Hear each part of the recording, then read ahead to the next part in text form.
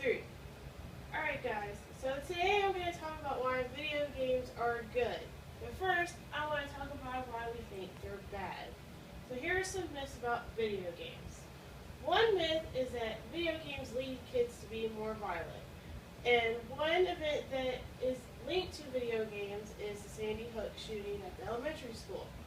The shooter, Lanza, was caught with a spreadsheet of all the usernames that he had been playing with, and he had a hit list, or how many times he had killed them in the video game, and all sorts of stuff. So a lot of reporters like to link video games to his violent acts.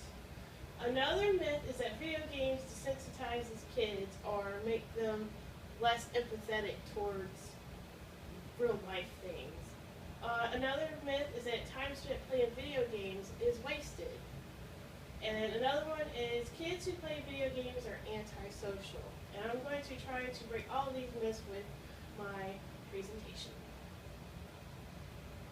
One good thing about video games is that it teaches kids to think strategically and gives them problem-solving skills. An example of a game that does that is Warcraft. In this game, Warcraft, you start out with just your character. You have no resources, no house, no nothing. So to begin your journey in the game, first you have to get resources. So you have to mine for stone, gems, and then you have to get wood, you have to build your own village, and then after you've advanced your village, your next goal is to take over the next village. So then you have to come up with armies and troops to conquer the next village. And the point of the game is to eventually conquer the whole map. So that way the kids have to come up with ways to get to that goal. Some other advantages of video games is that it's actually good for your body. There was an experiment called the Super Mario experiment.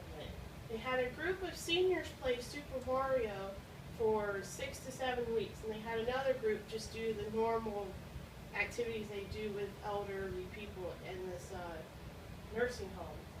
And the elderly people who played the video games, they could tell that it slowed down their aging process by 7 years, just because it was using their brain. It kept their brain active. Another good thing about the video games is that it can help battle mental disorders.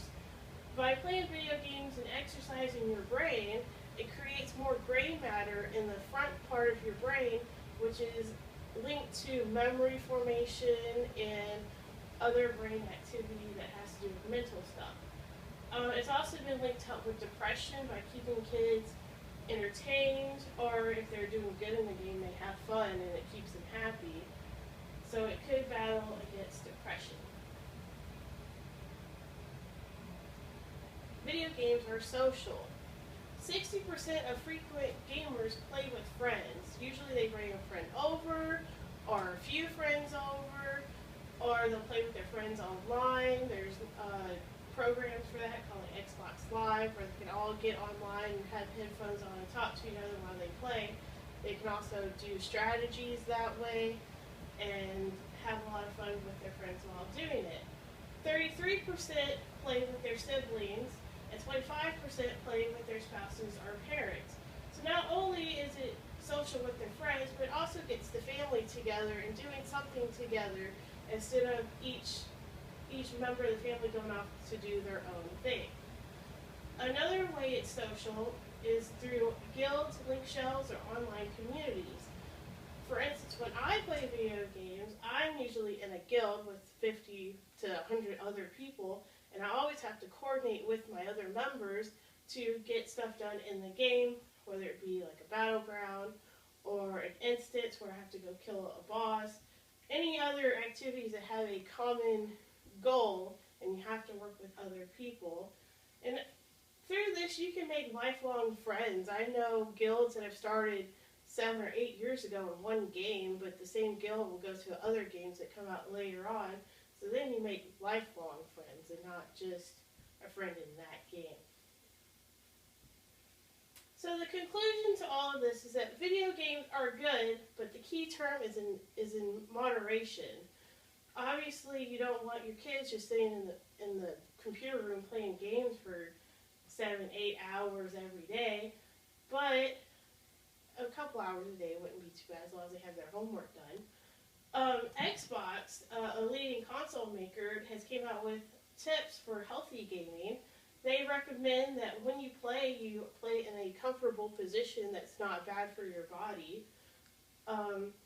When you play, you should not use a lot of force while you're playing because it could cause injury to your body.